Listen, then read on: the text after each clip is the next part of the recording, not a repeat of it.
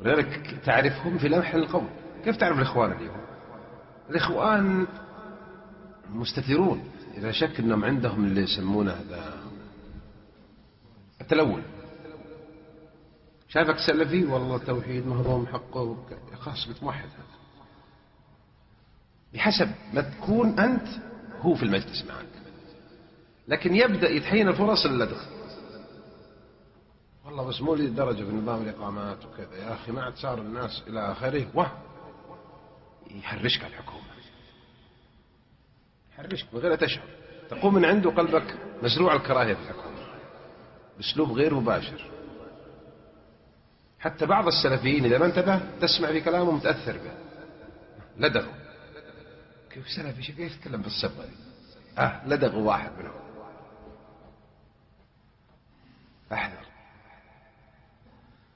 فإن الشيخ العلامة ناصر الدين الألباني قال جماعة الإخوان المسلمين ليسوا من أهل السنة، هم يعادون السنة فليسوا من أهل السنة.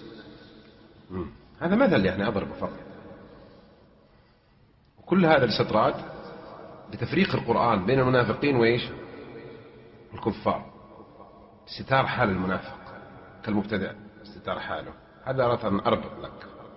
اتفقنا أن يكون شرحنا للسيرة تختلف عن طريقة شرح الإخوان المسلمين، إلا هم يستدلون بالعمومات والمجملات لتمرير دعوتهم في دراسة السيرة. أن تكون دراستنا في كتاب السيرة تفصيلية. قال ابن تيمية: والناس محتاجون لعلم مفصل يرفع الجهل عنهم.